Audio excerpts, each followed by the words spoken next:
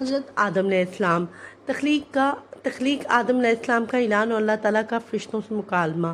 قرآن مجید میں بیان ہونے والے بہترین قصوں میں سے ایک قصہ نبی نوح انسان کے باپ حضرت آدم علیہ السلام کا ہے۔ آپ اللہ تعالیٰ کے پہلے نبی تھے۔ آپ کا قصہ قرآن مجید کی مختلف صورتوں میں بیان ہوا ہے۔ اللہ تعالیٰ نے سورۃ بقرہ میں اس قصے کو بیان کرتے ہوئے فرمایا، اور وہ وقت یاد کرنے کے قابل ہے جب تمہارے پروردگار نے فرشتوں سے فرمایا، میں زمین میں اپنا نائب بنانے والا ہوں۔ انہوں نے کہا، کیا تو اس میں ایک ایسے شخص کو نائب بنانا چاہتا ہے جو خرابیاں بیان کرے، جو کشت و خون کرتا پھرے؟ ہم تیری تعریف کے ساتھ تسبیح و تصدیق کرتے رہتے ہیں۔ اللہ تعالیٰ نے فرمایا، میں وہ باتیں جانتا ہوں جو تم نہیں جانتے، اور اس نے آدم کو سب چیزوں کے نام سکھائے، پھر ان کو فرشتوں کے سامنے پیش کیا۔ فرمایا، اگر تم سچے ہو تو مجھے ان کے نام بتاؤ۔ انہوں نے کہا، تو پاک ہے، جتنا علم تو نے ہمیں بخشا ہے اس کے سوا ہمیں کچھ معلوم نہیں، بے شک تو دانا حکمت والا ہے۔ تب اللہ تعالیٰ نے آدم علیہ السلام کو حکم دیا، آدم تم ان چیزوں کے نام بتاؤ۔ جب انہوں نے ان کے نام بتائے تو اللہ تعالیٰ نے فرشتوں سے فرمایا، کیوں میں تم سے نہیں کہا تھا میں آسمانوں اور زمینوں کی سب پوشیدہ باتوں کو جانتا ہوں، جو تم ظاہر کرتے ہو اور جو پوشیدہ کرتے ہو سب مجھے معلوم ہے۔ اور پھر جب ہم نے فرشتوں کو حکم دیا آدم کے آگے سجدہ کرو تو سب سجدے میں گر پڑے مگر شیطان نے انکار کیا، غرور میں آ کر کافر ہو گیا۔ ہم نے کہا، اے آدم، تم اور تمہاری بیوی جنت میں رہو، جہاں سے چاہو بے روک ٹوک کھاؤ پیو، لیکن اس درخت کے پاس نہ جانا، نہیں تو ظالموں میں داخل ہو جاؤ گے۔ پھر شیطان نے دونوں کو وہاں سے پھسلا دیا، وہ جس عیش و نشاط میں تھے اس سے ان کو نکلوا دیا۔ تب ہم نے حکم دیا، بے سے چلے جاؤ، تمہیں ایک دوسرے کے دشمن ہو، تمہارے لیے زمین میں اس وقت تک کا ٹھکانہ اور معاش مقرر کر دیا گیا ہے۔ اور پھر آدم علیہ السلام نے اپنے پروردگار سے کچھ کلمات سیکھے اور معافی مانگی۔ اللہ تعالیٰ نے ان کا قصور معاف فرمایا، بے شک وہ معاف کرنے والا صاحب رحم ہے۔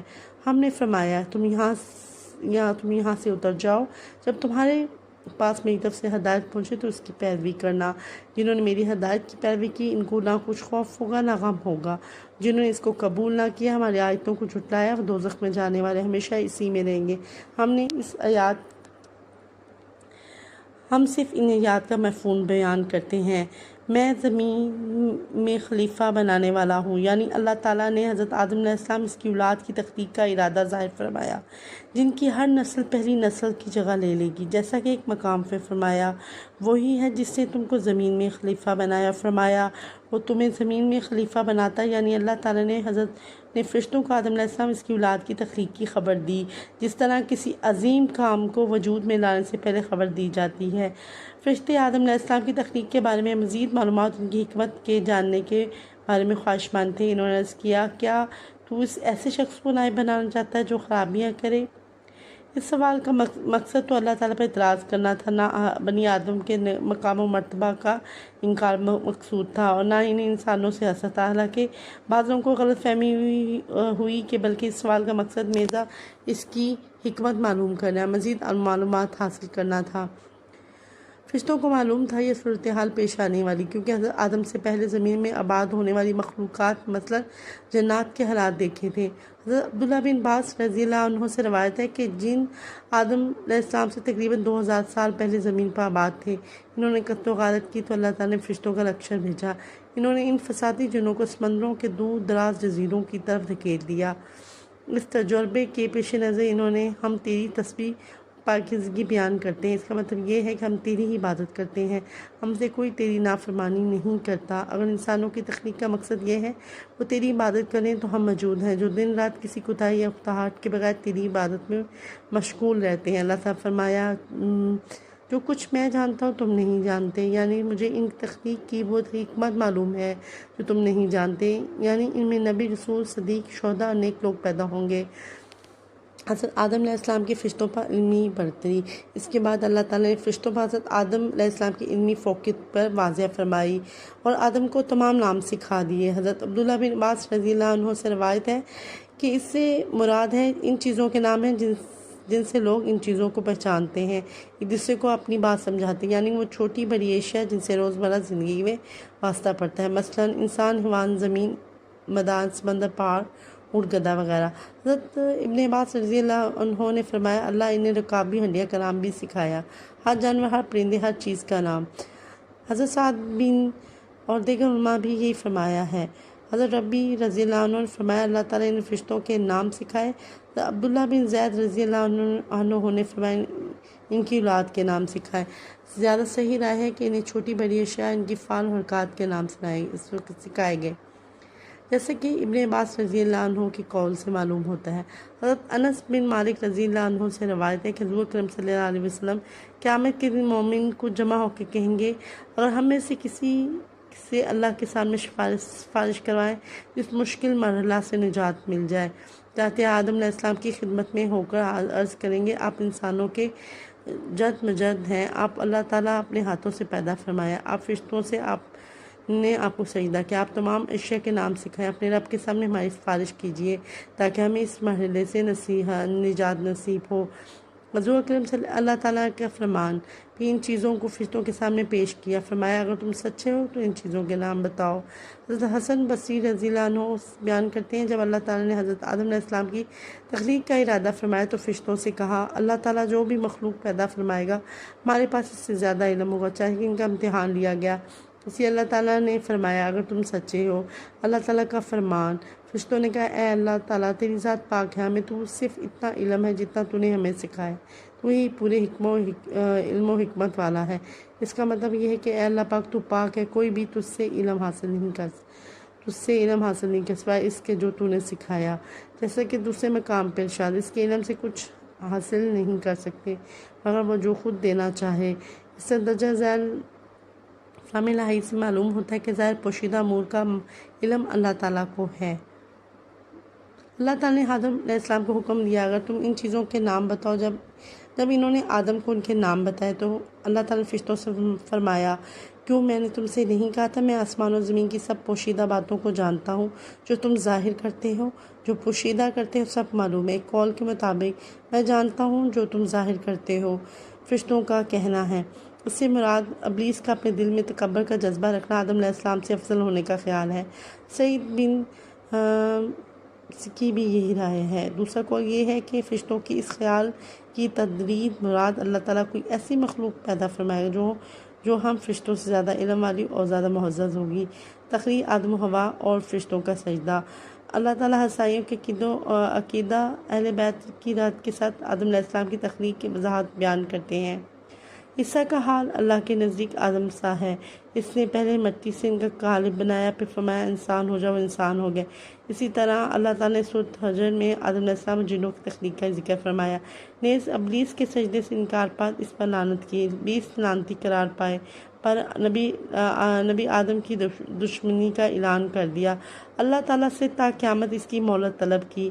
اس واقعے کو بیان کرتے ہوئے اللہ تعالیٰ فرماتے ہیں ہم نے انسان کو کھنکھناتے سڑے ہوئے گارے سے پیدا کیا، جنوں کو اس سے پہلے بے دھوئیں کی آگ سے پیدا کیا۔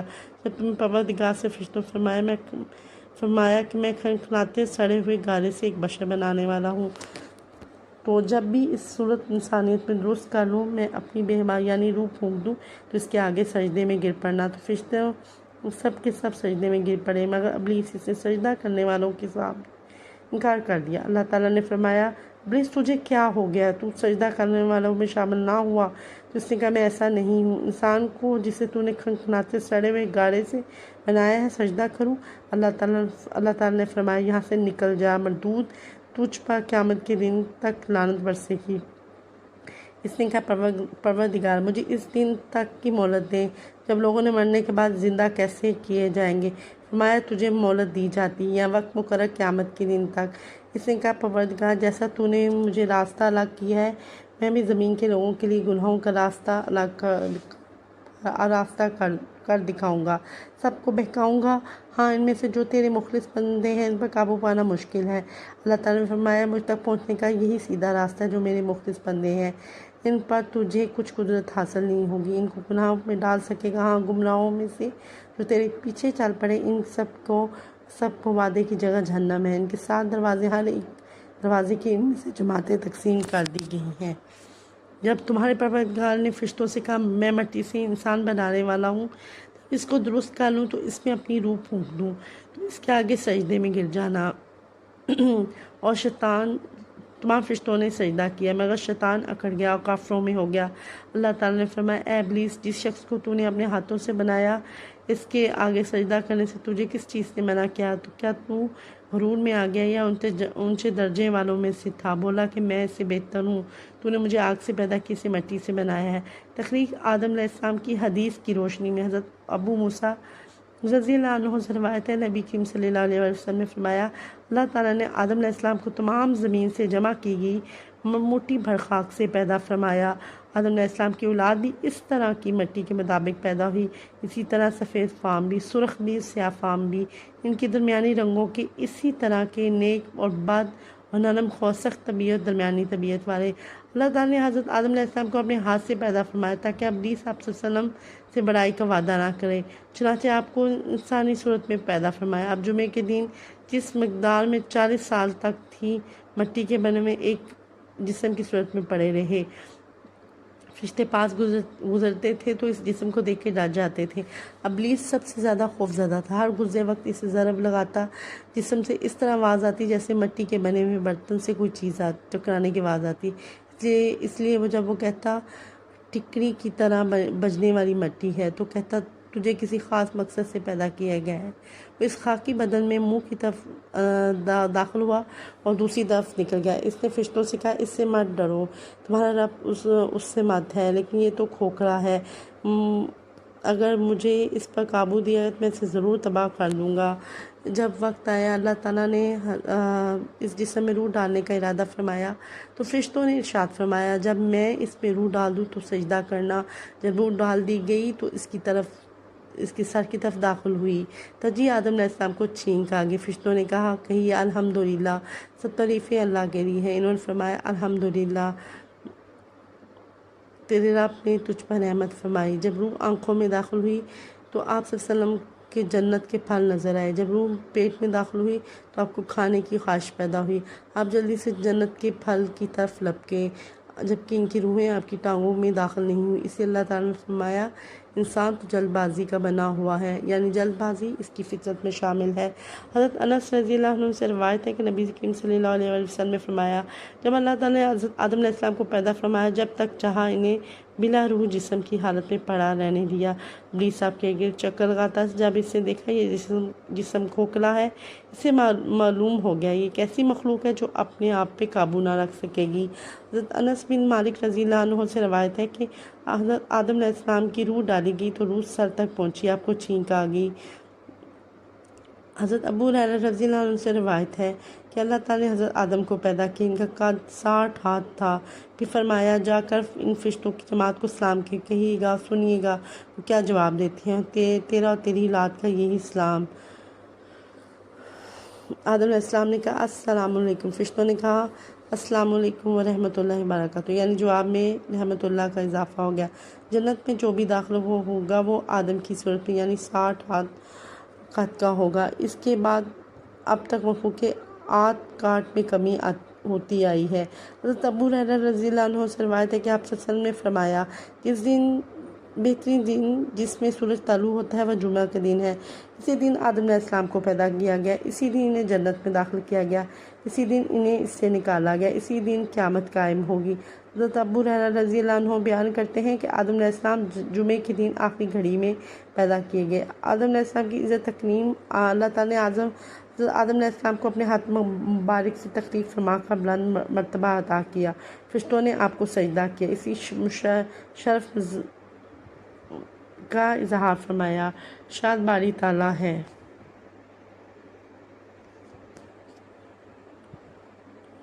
اور جب ہم نے فرشتوں کو حکم دیا آدم کے آگے سجدہ کرو، جب سجدہ میں گر پڑے تو شیطان نے انکار کیا، غرور میں آ کر کافر بن گیا۔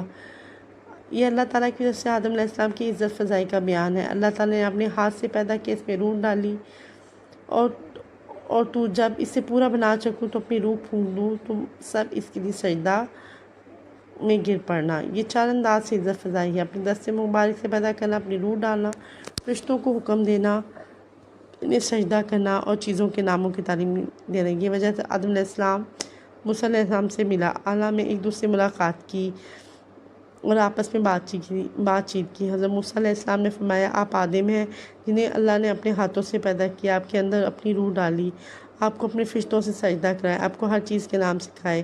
قیامت کے دن میدان محشر میں موجود لوگ بھی آدم علیہ السلام سے بات کرتے ہوئے ان کی صفت بیان کریں گے، جیسے کہ بیان ہوا، آئندہ بھی بیان ہوگا۔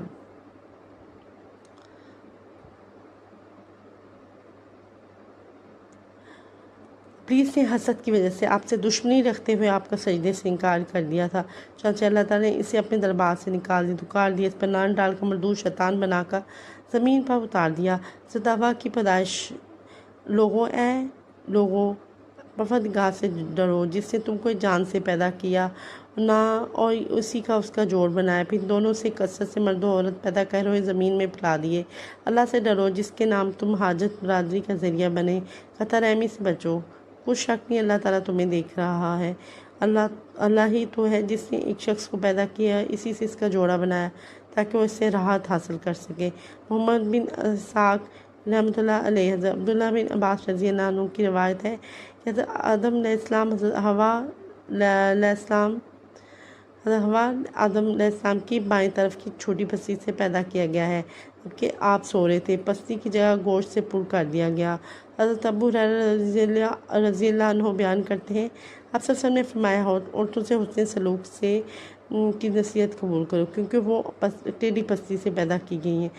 سب سے ٹیڑھی پستی وہ جو سب سے اوپر والی، اگر تو اس پستی کو سیدھا کرنا چاہے گا تو اسے توڑ بیٹھے گا، اگر تو اسے چھوڑ دے گا تو ٹیڑھی ہی رہے گی۔ اس لیے عورتیں حسن سلوک کی نصیحت قبول کرو، یعنی تمہیں نصیحت کرتا ہوں عورتوں سے نرمی حسن سلوک کا برتاؤ کرو اور تو اور تیری بیوی جنت میں رہو۔ کہ الفاظ سے معلوم ہوتا ہے حضرت حوا رضی اللہ علیہ السلام حضرت آدم علیہ السلام جنت میں داخل ہونے سے پہلے تخلیق کیا جا چکا تھا۔ حضرت عبداللہ بن عباس، حضرت عبداللہ بن مسعود اور دیگر صحابہ سے روایت ہے کہ آپ نے فرمایا، ابلیس کو جنت سے نکال دیا گیا، آدم کو وہاں آباد کر دیا گیا، آپ جنت میں اکیلے گھومتے پھرتے تھے، ان کا کوئی ساتھی نہ تھا جس سے انہیں تسکین حاصل ہوتی۔ ایک بار وہ سوئے، جب جاگے تو دیکھا ان کے سر کے پاس ایک خاتون بیٹھی ہوئی۔ اللہ نے آپ کو پسی سے پیدا فرمایا۔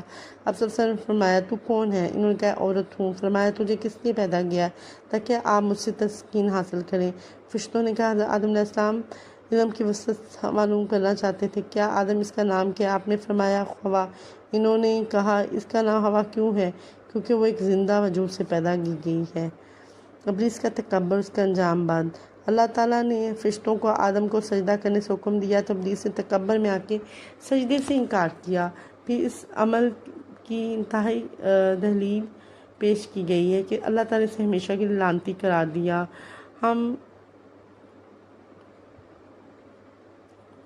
امام حسن بصری رحمۃ اللہ علیہ کا ارشاد ہے، ابلیس سے قیاس ہے، سب سے پہلے اسی نے قیاس کیا۔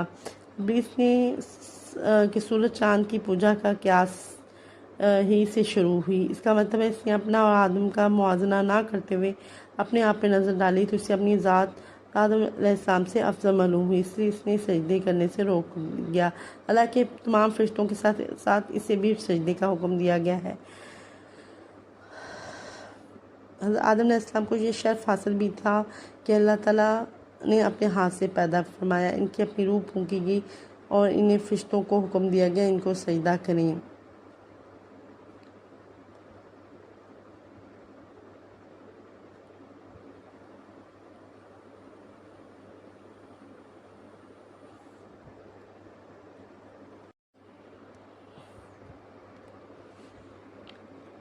آدم و حوا کا جنت سے داخلہ اور خروج تک۔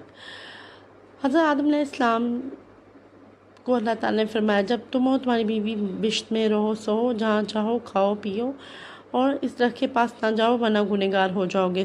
شیطان نے ان دونوں کو بہکانے لگا تاکہ ان کی شرمگاہ ان سے پوشیدہ تھی کھول دے۔ کہنے لگا، تم کو تمہارے پروردگار نے اس درخت سے صرف اس لیے منع کیا ہے تم فرشتے بن جاؤ گے یا ہمیشہ جیتے نہ رہو۔ اس سے قسم کھا کر کہا، میں تمہارا خیر خواہ ہوں۔ غرض مردود نے دھوکہ دے کر ان کو مصیبت کی طرف کھینچ لیا۔ جب انہوں نے اس درخت کے پھل کھا لیے تو ان کی سطر کی چیزیں کھل گئی اور بیش کے درختوں کے پتے توڑ کر اپنے اوپر چپکانے لگے، سطر چھپانے۔ جب ان کے پروردگار نے ان کو پکارا، کیا میں نے تم کو اس درخت کے پاس جانے سے منع نہیں کیا تھا، جتا نہیں دیا تھا؟ شیطان تمہارا کھلا دشمن ہے۔ تو نے عرض کیا، اے پروردگار، ہم نے اپنی جانوں پہ ظلم کیا، اگر تو نے ہمیں بخشنے ہم پر رحم نہیں کرے گا ہم تباہ ہو جائیں گے۔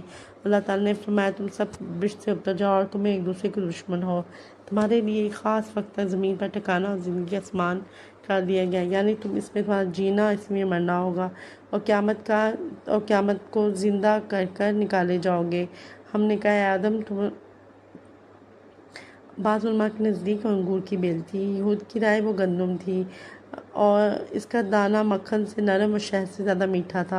ابو مالک رضی اللہ عنہ نے فرمایا، وہ کھجور کا درخت تھا، کی رائے ہے انجیر کا درخت تھا یا کوئی ایسا درخت جس کو کھانے سے قضائے حاجت کی ضرورت پیش آتی تھی۔ یہ جنت کی زمین میں قضائے حاجت مناسب نہیں، اختلاف معمولی ہے۔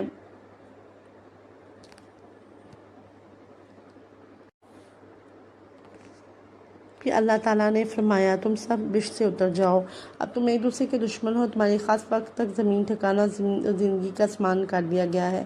یہ شاید آدم علیہ السلام اور حوا علیہ السلام اور ابلیس کو مخاطب کر کے فرمایا گیا۔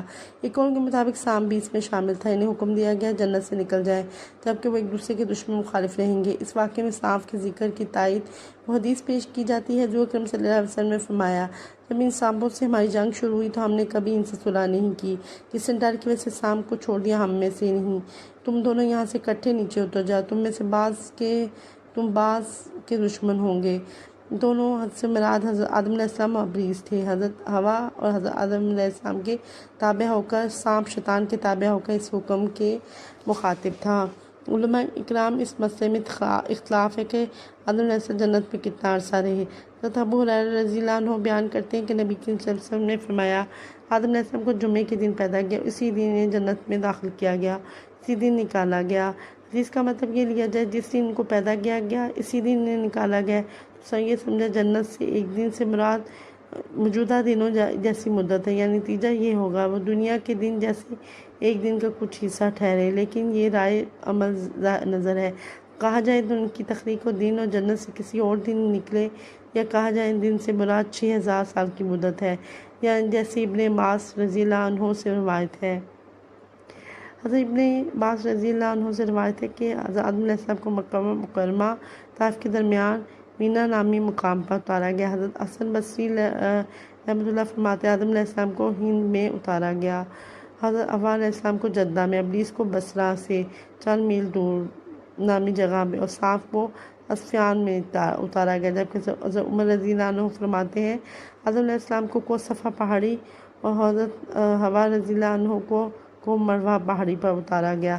حضرت ابو موسیٰ اشعری رضی اللہ عنہ سے روایت ہے، انہوں نے فرمایا، جب اللہ تعالیٰ نے حضرت آدم علیہ السلام کو جنت سے زمین پر اتارا گیا تو آپ کو ہر چیز سکھائی، جنت کی کچھ پھل عطا فرمائے، تمہارے لیے یہ زمینی پھل جنت کے پھلوں سے ہے، تاکہ ان میں تبدیلی آتی، خراب بھی ہو جاتے، ان میں تبدیلی نہیں آتی۔ حضرت عبداللہ بن عباس رضی اللہ عنہ سے روایت ہے کہ آدم علیہ السلام زمین میں سب سے پہلے جو پھل کھایا تھا وہ یہ تھا کہ جبرائیل علیہ السلام ان کے پاس گندم کے 7 دانے لائے تھے۔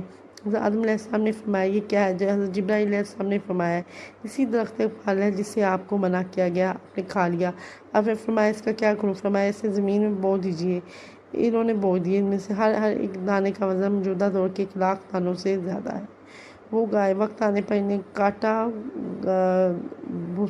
دانے الگ کیے گئے، پھر انہیں پیسا اور گوندا گیا، پھر اس آٹے کی روٹی پکائی پھر کھائی۔ اس طرح جنت بہت محنت مشقت کے بعد کھانا ملا۔ اس کی طرف اشارہ ہے۔ ایسا ہرگز نہیں ہونا چاہیے کہ شیطان تمہیں جنت سے نکال دے، پھر تمہیں سخت مشقت اور پریشانی برداشت کرنی پڑے۔ حضرت آدم علیہ السلام کی توبہ۔ اللہ تعالیٰ نے جب انہیں جنت اور راحت سکون والی جگہ سے نکال کر مشقت اور محنت والی زندگی مہیا کی، انہیں اپنی غلطی کا احساس ہوا، اللہ کی طرف متوجہ ہوئے، جن کا ذکر اللہ تعالیٰ نے قرآن مجید میں یوں فرمایا، کیا میں نے تم کو اس طرح کے بات سے جانے سے نہیں منع فرمایا، جتا نہیں دیا، شیطان تمہارا کھلا دشمن ہے۔ دونوں عرض کرنے لگے، پروردگار، ہم نے اپنی جانوں پر ظلم کیا، اگر تو ہمیں نہیں بخشے گا، ہم پر رحم نہیں کرے گا تو ہم تباہ ہو جائیں گے۔